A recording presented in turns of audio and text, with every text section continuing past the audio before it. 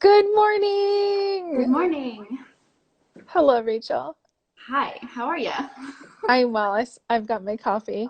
Oh, same. Oh, look at us. We're such pals. I love your mug. It has Thanks. It has music a chip. notes. Oh, that's okay. So, for those of you who have joined or are watching this and don't know, I am interviewing people in the arts industry who are professionals. And Rachel here is one of my best friends and also one of the most driven and talented people that I know. That's And she's a mom. She's an amazing mom. And she's also a violinist and a teacher. So, Rachel, why don't you start us off with just talking about your career path? sure. Um, so I started violin when I was 8 because I loved it. It was my dream to play the violin, and finally convinced my mom, and I started when I was 8. I didn't really have at that point like, oh yeah, I'm gonna do this in a specific context or whatever, but I just knew I wanted it in my life for the rest of my life. Um, and then in junior high, high school, my orchestra teacher, Wendy Stewart, encouraged me to be a camp counselor. Actually, was a counselor in training at the time for master camps, master string camps, and that's where I fell in love with teaching. It was so much fun to watch younger students and just fall in love with the same instrument and the same music that I had loved. Um, and from there, I was like, okay, I could see myself doing this. This is really cool. So I went into music education at Hope College. And from there, just continued to fall more and more in love with it. And then right out of college, I got a job teaching fifth and sixth grade orchestra in Lafayette, Indiana. So I moved here where I currently am for the job. And I really enjoyed it. It was so much fun. Um, there's so many stories I could tell, but it was a lot of fun. I taught there for 5 years, and then um, got pregnant with my baby boy, and decided that it was important to me to stay home with him. So I left through a lot of tears because I did love my job and all my coworkers there. But decided to stay home, and I'm very glad I made that decision. But I still teach privately and have a pretty decently sized studio with 18 students that are thankfully continuing over FaceTime. So that's really fun. Um, so I still teach, just in a different capacity. Yeah. Um, and with your middle school job, remind me again, it was fifth, sixth grade, that whole 5 years. Correct. Okay. What was your largest class size? Like in the room or like so. Okay, Yeah. I want to. It was like 40 to 45 in the That room. is so many.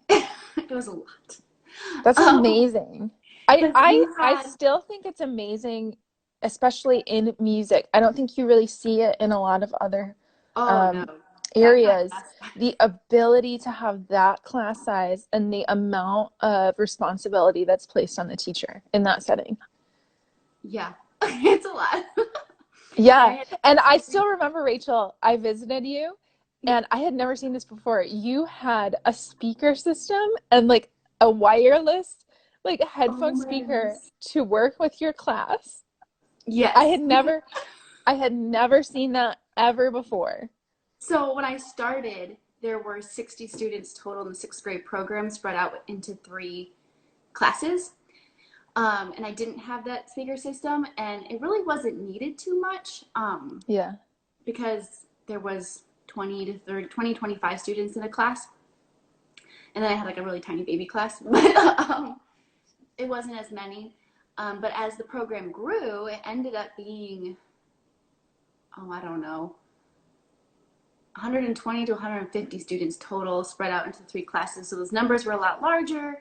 I had a lot more, I was pulling in more different types of kids from different walks of life and um, higher energy personalities. So the band teacher had already been using a headset for a long time just because of the difference in band instruments and how loud they are, that she needed that to protect her voice. So I Yeah. requested one and got it, and it was such a life changer. Oh my goodness. Yeah. The best part was when I would walk out into the hallway to like make sure everyone was entering the room right before class started, and then I would be like, I know what you're doing, so and so, because they could tell they were being. That's so It was funny. great. Oh, that's Multitasking at its awesome. finest. Yes. You do that well anyway. Oh, thank You're a you. very good multitasker. Um, Next question that I had for you is how have you been coping with teaching your students online? I know you said that your private students right now are continuing. And how Mhm. has that been for you? Um, it's been a challenge. It has worked better than I thought, to be honest. I was really nervous about transitioning to online lessons just because I'm such a hands-on person that I was worried about how I was going to help with bow holds or Hmm. watch certain things that are harder to do when all you can see is a certain amount of the person. And um, Yeah. but it's gone better than expected. With my younger students, it is a challenge. So I've had to recruit parent help as far as, okay, mom, can you make sure their wrist is straight, or can you check their thumb for me, or that kind of thing. With my like 5 and 8 year olds, just because otherwise it's like, are you doing this? Yeah, I'm doing that, and they're not. So, but you can't Yeah. really tell. So it is a challenge for the physical aspect of playing with my younger students, but I'm Yeah. learning to work around it. Though I And did you're using FaceTime, not Zoom. correct. Correct. Okay. Yeah, I don't have an iPhone, so I don't have FaceTime. Yeah, I've used it worked out well to use FaceTime with all of them. I did try Facebook That's good. Messenger with one, Hmm. but it didn't work as well. So we would switch to Yeah. Yeah, I have been using Zoom because I don't have FaceTime.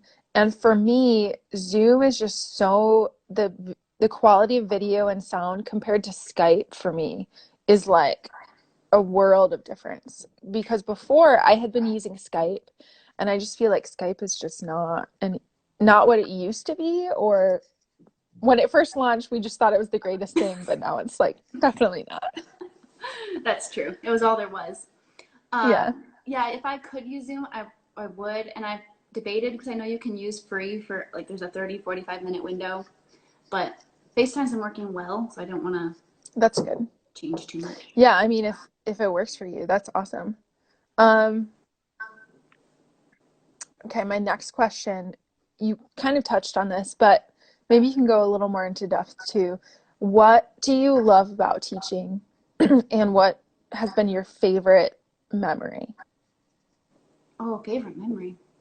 Well, what I love about teaching is easy.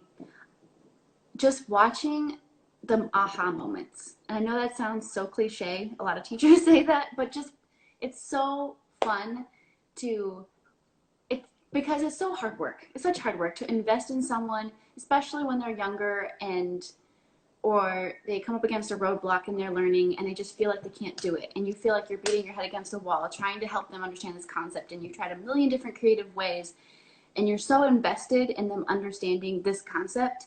And then they get it. And it's like pure joy and happiness. And now we can move on. And not just, but it's not just that they understood it, it's that now they can master it and they own it and they have it.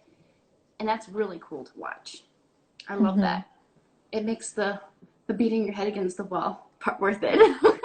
Yeah. And then Yeah. I also love when they come to me and they're like, look what I did. I wrote this song, or I did this, or you taught me this, and I decided to try this. And their creativity with what you give them is so much fun, especially with the younger ones. Hmm. Favorite memory? Oh dear. I have a lot of good memories. um, oh dear. This is a hard one. You could pick multiple. You don't have to just do one. Well, oh, so, okay, there's one really fun memory where we have a spring talent show at Sunnyside, and I accompanied a student. She was singing Hallelujah, and I played guitar with her, and I was so nervous because I don't play guitar that often at all. Um, but she came after school every day and we worked together and um, put it all together. So that was really fun, just like creating that relationship with the student. So those kinds of moments are really fun. Mm-hmm. Um, Honestly, a lot of the memories that are popping in my head don't have a lot to do with music. They have more to do with the relationships that I've created. Um, Yeah. just seeing, there's a young boy that from last year who just had a hard time with his parents and was not always the most well behaved, but he and I just created this bond. And there was moments when he would mess up and I would get on him. And then after school, he'd always come and see me and give me a big hug and say, I am so sorry I disrupted your class. And Wow. just those things, like those things are the reason I would go home and be like, I love my job. And those are the things Yeah. I miss about at Sunnyside. Yeah. Mm-hmm. So um, that's probably one of my favorite memories. Also, so actually, just yesterday, a former student sent me a message on Instagram and said, "Look, I wrote out our entire song that we learned in sixth grade, and I wanted to show you." Wow. Yeah, That's amazing. I just love those little moments. Yeah. There's a lot of those moments. Mm-hmm. Yeah, I think music is so, I mean, it's just so much part of your soul, and it connects with so many people and students. Even if you don't go into music as a career, I think a Oh music yeah, teacher impacts so many lives. no, for sure. And the way that like any sort of artist, any sort of liberal arts major views the world is so different than Hmm. just here's the problem, here's the answer, impute, done. Um, Hmm. Sometimes I have a hard time with people who aren't art majors because I'm like, how do you not see how this is all connected? Um, Yeah. but but yeah, um, it is very impactful and it's very relational in a lot of ways. Yeah, that's a good way of putting that. And just like the creative process in general, the fact that, I don't know, you were talking about, have you ever done like a composition exercise in your class? Yes. Yeah. And just the the creative process, how there's a general structure of, certain ways to do things, but then each student can have their own take on it and do their own, original spin. And the freedom that comes with that, I think, is really exciting. I Yeah, don't that know. actually reminds me of um, another memory. It was kind of a composition unit, but it was a composition improv type unit. Um, I gave them a little bit of structure and then I said, use these notes and just kind of make up a melody. And there was a piece that I can't remember the name of the piece. I think it was Pepperoni Pizza Rock, to be totally honest. um, and there was a section where the orchestra was playing like some sort of repetitive chop or something, and there was opportunity for students to come up and do an improv solo. And there was one Hmm. girl specifically who was really struggling in my class because note reading was just not her forte. She learned by ear really well, and so I didn't know that she was struggling until pieces got harder and more complicated in different parts. And I put her on second violin, and all of a sudden she didn't know how to play because it didn't sound like the melody. And that's when I realized, oh, she's learning all by ear and we need to figure this out. Yeah. But that unit was so much fun for her and she had such a blast because that was her strength, was to be able to just play whatever she wanted. And her solo was so cool and it was so much fun. And I Hmm. think that honestly is part of the reason she continued because I think she felt like she couldn't do this. But she's still playing, and I think she's in eighth grade now, so that's pretty cool. That's amazing. So, Um, One of these hi, things Michelle. about the Instagram, yeah, I was waving at people below. One of these things that I don't necessarily love about the Instagram Live is that all of the comments right now are just like blocking your face. Oh, I know. It's like, but And I anyway, just went to comment, and now the keyboard's covering my face on my end. How do I put I that? figured out how to fix it. You like go up, tap above the keyboard, and it should exit out of it. Like tap on my face, Ah, maybe. got it. Okay. Sorry, I'm So challenged. actually, Rachel, I had another question for you that I just thought of, and I think we've talked about it just as friends before, but I didn't prepare you for it. But Okay. I'm gonna ask it anyway. So, because I was not a music education major, I know that the certification process for becoming a music teacher in a public school differs from state to state. Can you talk a little bit about like the requirements for Michigan versus the requirements for Indiana and like navigating that whole thing? Gotcha.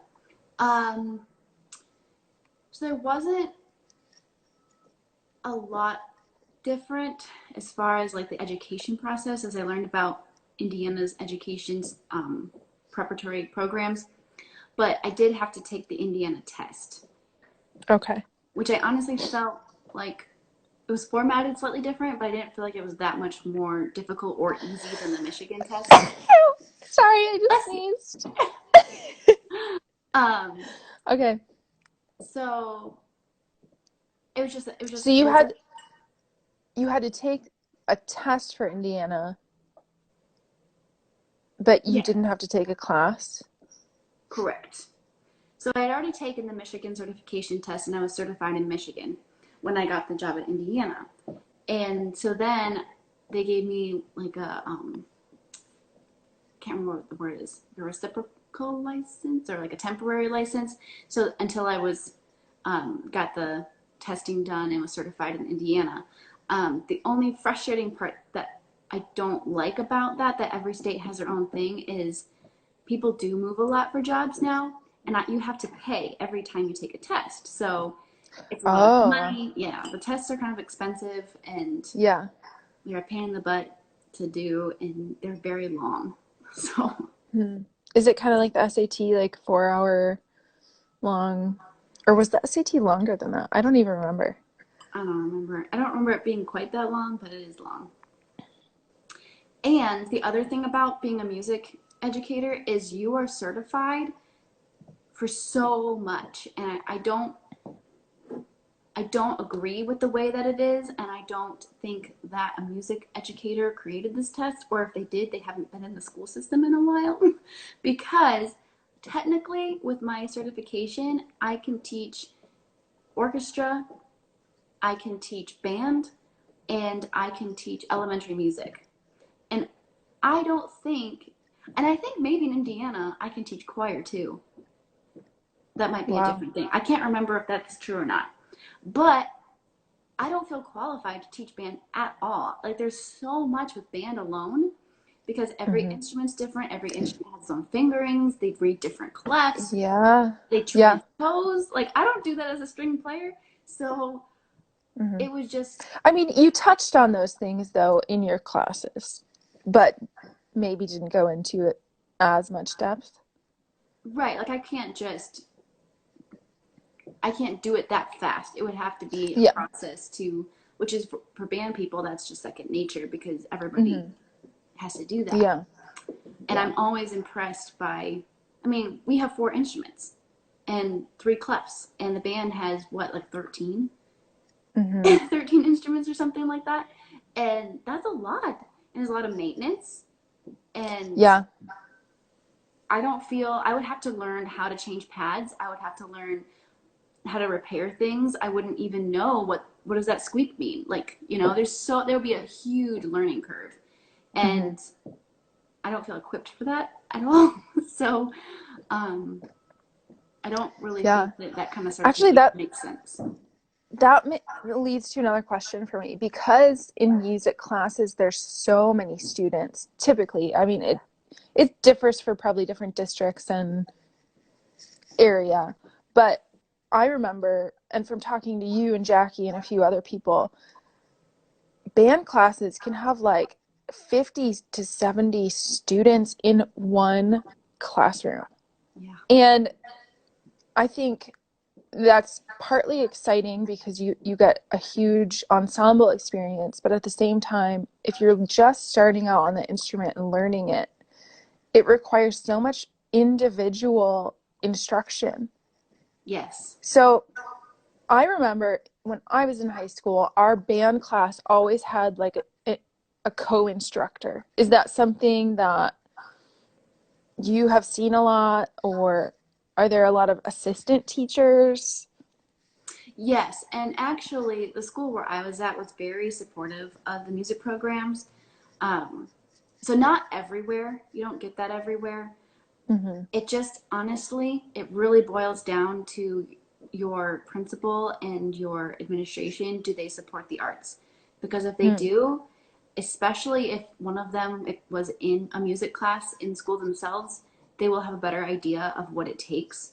Um, but if they don't, you may or may not get the help you need. In my school, Mm-hmm. we were very fortunate. I actually had a sectional coach come in once a week myself to work with the cellos and basses, and then the band teacher, had sectional staff for each instrument. They'll come in once a week, and then a couple years ago, 2, 3 years ago, they hired another band director as an assistant for her because her numbers Mm-hmm. would be close to 200 total, so it was a lot.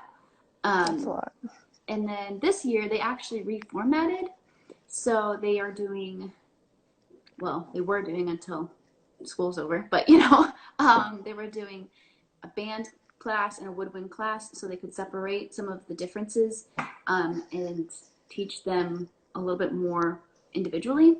And then the concerts, they were going to have like 1 or 2 days where they would come together as a whole band before they performed. But I think their Mm-hmm. first concert was just as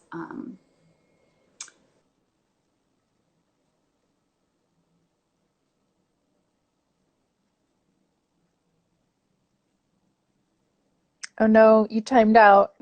Oh, come back, Rachel. You're totally frozen.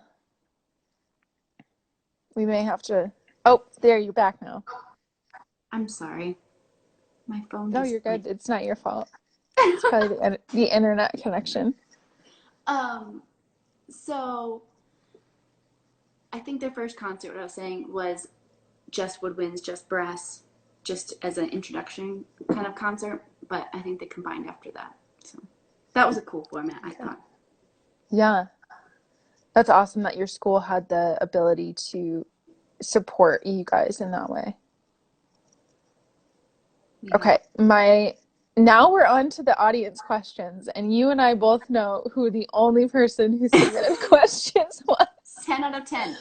10. So, our friend Jackie submitted some questions. Should we go just down the list? Sure. Okay, the first question she asked was, can you rap? And if so, she wants you to demonstrate. So I did learn a rap in Spanish, but that was like 7 years ago, and I can't do it now. So no. Sorry, Jackie, no demonstration today. Okay, second question from Jackie. What is your favorite genre of music? Okay, so this one I was like, ugh, people are gonna judge me, but in the summertime it is country, just because it's stupid music that I can just enjoy. But I listen to a lot. One of my favorite bands is May. It's MAE, and I really enjoy their music. It's kind of like alternative rock, indie rock, I guess. Um, I listen to a lot of times I'm listening to pieces that I'm working on, whatever it is. So that's playing like on repeat. Disney, to be totally honest, as well. Also, I have an 8-month-old, so he enjoys me singing whatever. So I make up a lot of songs, but no one needs to hear those.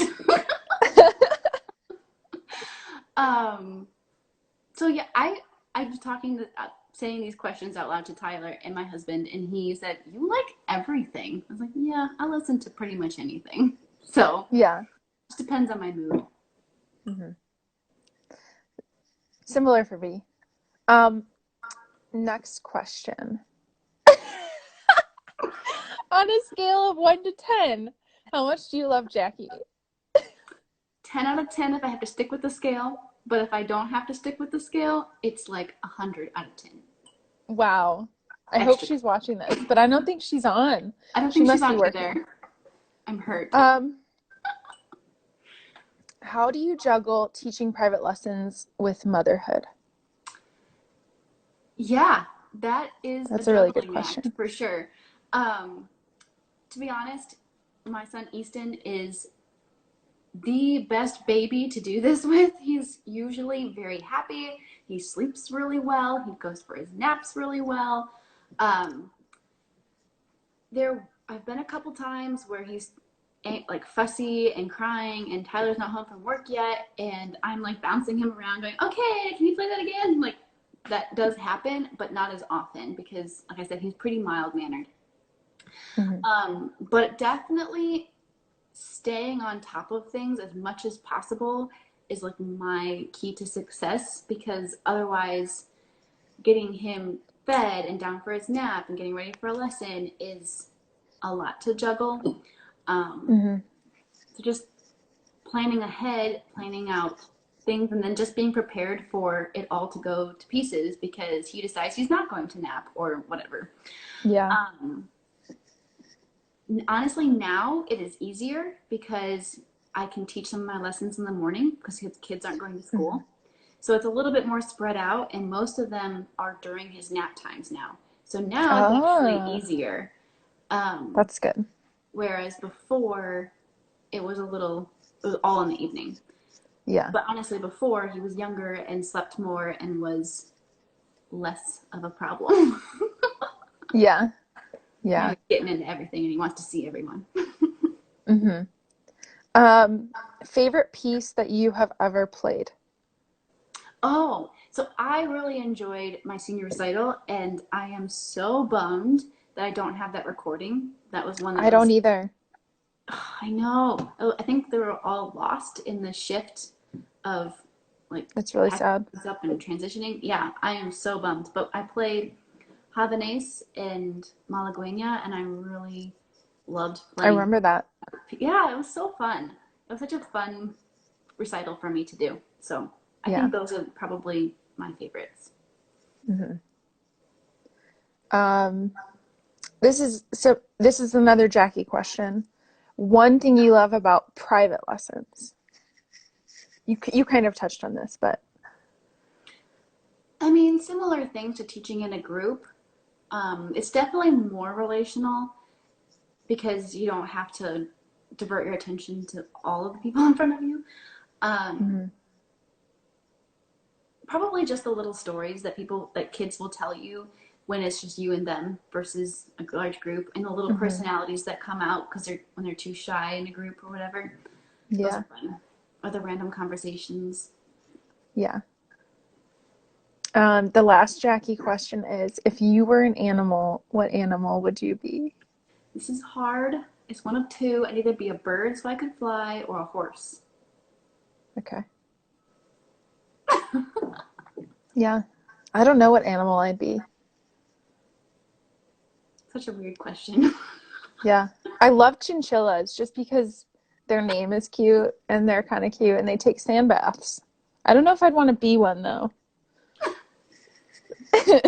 All right, I have one more question for you that I also didn't prepare you for. So, because I work for a symphony and we're always looking to assist music educators in the public school system, how would you, like, if you were still in the public school system, what would you want from a symphony to assist you with? Because Gotcha. so what we do here is we have a lot of like education, we have education concerts that are geared towards specific age groups, and our team makes educational packets that go with those that fit curriculum for the state standards and stuff like that.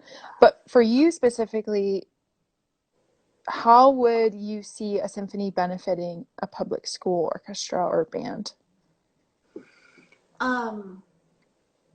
So two things come to mind. One is something that the symphony in our area actually does, and I have used it I think every year but the first two.